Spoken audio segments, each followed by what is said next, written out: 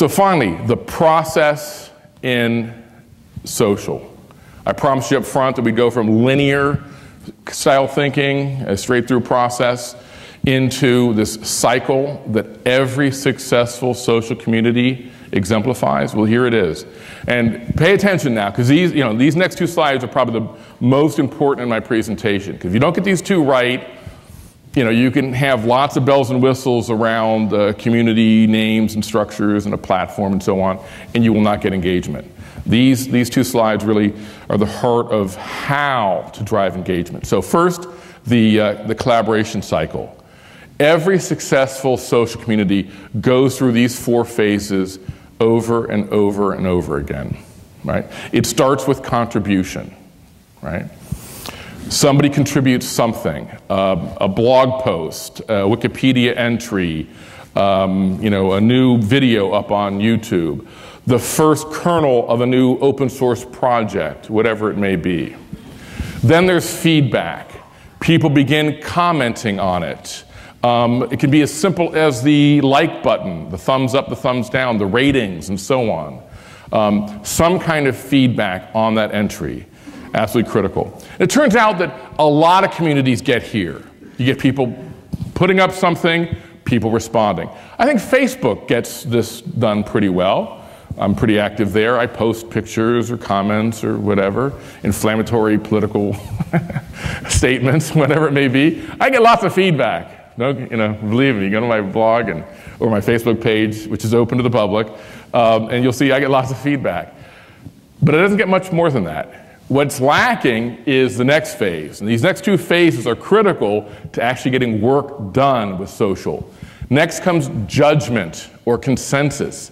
Out of all the back and forth, all the debate, all of the reviews and so on, some kind of agreement, some kind of consensus, some kind of winner emerges. And if you don't get that, you've got to restructure your process because you're not getting something done. And then even once you get that judgment, that consensus, that decision to move forward in a certain way, or to make this the best video for the week, or to promote that because everybody else upvoted it, you've got to actually embrace the change. You've got to take what the community came up with and implement it in your enterprises. And this is probably the scariest part of all. Right? It's great to have the employees go off and do some of this stuff and come up with great ideas, but we're going to be very cautious and careful about where we're really implementing it. And if that's how you're going to go into it, then don't even get started. Right? Because there's nothing worse, nothing will kill the enthusiasm that you may unleash around social to not be ready to accept back what the community comes up with. So one of the things we insist on when we work with clients and we kind of map this out, we do the purpose road mapping workshop or what have you, is we brainstorm about what things they might come up with, the range of judgments and proposals they might come up with, and we make sure that senior management is comfortable with embracing, roughly that range of approaches. And if they're not, we look for another opportunity. Right? Because we want to make sure that the organization is ready for social. It's actually a critical component. So that's the cycle. And once that happens once, guess what? You'll get even more contribution because people see that it actually makes a difference. And you'll get more feedback, more judgment, and the virtuous cycle begins. But as I said, this can get derailed almost any one of these phases. Typically, it's after the first 2. If you're really unlucky, you don't even get the contribution. People go, I'm not sure what I'm supposed to do here. So get the cycle going. Now, how do you get the cycle going? I should have pointed out, maybe I can go back. Wow, there it is. To get the initial contribution, to kickstart this whole thing, you need purpose. And in fact, you don't just need one purpose, you need 3 purposes. So this is where I always make the joke, the old real estate joke, what are the 3 most important things about a piece of real estate? Good, you're paying attention. Same with social media, with a social strategy. Purpose, purpose, purpose. But it's not just repeating purpose 3 times because it's so important. It's actually 3 different kinds of purpose. Certainly there's good old business purpose. Don't set up a social community to do things that aren't of value to your business. Unless you're feeling philanthropic or what have you. Got lots of spare time and money. Typically you want to do something of value to the business. That's easy. Most people get that on the business side. What they have trouble with, and this is the key to social empowerment, engagement, and so on is, you've got to find out what's in it for me from the stakeholder, community member's point of view. Remember, they're doing this voluntarily. They're not getting paid to do it. If you're paying them, it's not social. It's maybe team collaboration, which is a great thing too, but it's social when they're doing it voluntarily. They want to do it. It's a value to them personally in one way, shape, or form. And finding that and harnessing it, that's the key to getting the social collaboration cycle going. And that's hard work.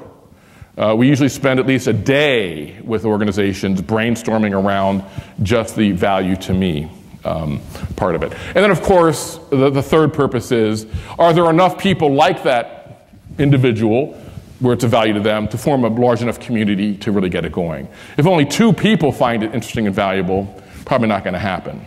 If 20 or 200 find personal value in it, then you can go.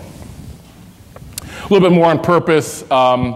It's a cause around which a community will rally, centered on what matters to those individuals, not to the business. It's specific. One of the interesting kind of oxymorons or contradictions in all this is the more specific you are with your initial community structures and what they're focused on, the better engagement you'll get. Some people feel like, oh, no, we should just leave it way open, they can talk about anything they want, and great things will happen. Wrong. People won't know what they're supposed to be doing, and nothing will happen. Give them a very specific purpose and watch the engagement actually happen. It's got to be meaningful enough to motivate participation, but important enough to attract a large enough community.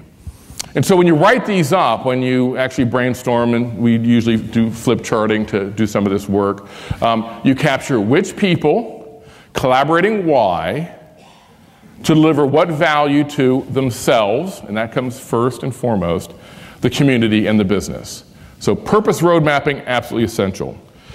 And when you've done that, and as I said, it typically lasts from a day to several days, you want to then rank them, right? Because you'll get, once you get into this, you get a lot of great ideas brainstormed about different kind of purposes. And there's got to be some way to rank order them. So you can go forward with maybe 1 or 2 as your first pilot. We suggest these 5 criteria. I think they're pretty self-evident. How magnetic, compelling is the purpose? How business aligned is it? Does it promote follow-on communities or different tangents coming out of this initial purpose? That should get some preferential treatment if so. Risk is always a factor. The lower the risk, the higher the rating. And is it something that really the community can drive? There's a lot of great ideas, it turns out, that people would like to work on, but sometimes getting the information at their fingertips means we got to build new IT systems to deliver the information. They can't just do it on their own, and that gets a little bit lower rating. And I kid you not, magnetic is first with a bullet. I mean, it's so much more important than the rest that you really have to balance off some of these to make sure that the magnetic, compelling purpose is right there up front. We had a great session with a healthcare provider for lower income individuals, and we were doing some great brainstorming about all these really business aligned websites. We're going to do some nutrition stuff and how to get better care of yourself and pre-pregnancy and so on, or prenatal care. And the caseworkers, we had the actual caseworkers come to the session, which I think is essential, people actually working with the community. And they weren't engaged at all. They were actually kind of tuning out. And we stopped and we asked them, why aren't you, excited about all these great ideas? I said, our constituents are never going to buy into this. They're dealing with something as basic as finding a job, getting transportation. These are all way too high level and too business oriented. They won't get engaged. So we stopped, we threw out all the ideas we had, we got a fresh set of flip charts, and we started really listening to the caseworkers, and they led us through the discussion. And the one we came up with was a ride-sharing program. This is an upstate area, kind of rural. It's difficult to get public transportation. So a ride-sharing network, and the only business benefit to this health organization was they thought they could improve on time and actually showing up for appointments by about 10% if they backed this community. right? And it turns out that they didn't even have to set it up. There's already a ride-sharing social community underway in this area, and this organization, this healthcare organization, decided to contribute to it rather than stand up its own. Phenomenal example of making sure it's relevant to the people before you think about what's relevant to the business. But 10% improvement in showing up to appointments, that was more than enough for this organization to really want to back it. All right, kind of wrapping up. I mentioned gamification up front. That's a great way to increase the relevancy and the meaningfulness of a purpose, but you can't fake this. You can't just put a bunch of badges and buttons around things in order to foster this. It's got to have a root or a core of purpose, and then you can augment that or amplify it with good gamification mechanics. But I'd like to point out to everybody, and these are some of the mechanics that you can look at, things like points and levels and challenges and leaderboards. All these are great. But I'd like to point out that if you look at how many video games, forget all the traditional board games and so on, just video games that are produced every year, most of them stink. Most of them don't do very well. But they're using all the game mechanics. So don't kid yourself that just by slapping on some leaderboard stuff or what have you, that suddenly it's a game and everybody's going to love it. Think through, like great game designers do, and like great community social organizers do, what's going to be the most meaningful to people. Once you have that in mind, then you can do things like add feature functionality like the Kudos system that Appian has added to their approach. And I got to tell you, something even this small can be very meaningful. We're currently at Gartner using a social collaboration platform. It is not Appian, I apologize. The powers that be picked it. It begins with a C, and it lacks even this basic functionality. There is no way to give a rating to a comment or a posting on this site. It drives me crazy. I'm so used to doing that, on Facebook and other sites. And then that way, because sometimes we're analysts, we love to debate. We'll sometimes get 50, 100 posts discussing the merits of X, Y, or Z, and it's just a linear list. There is no way to have stuff bubble to the top that gets the most consensus. So apparently version 2.x5 is going to have the new buttons, but Appian already has it. So this is a small version of gamification, but absolutely essential. So let me wrap up, and let's move on with the morning. A couple of keys to social BPM success. We're talking about social collaboration to get work done. Make, not just monitor or market. Bring in all the four forces. Great mobile, great cloud.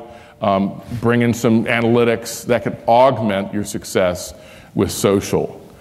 But you have to focus first and foremost on nurturing that sense of purpose. And then being ready, remember the fourth phase of the social cycle, being ready to accept the change that these empowered communities come up with. And if you do that, you will see the transformative power of social. And with that, I'll end my comments. Thank you.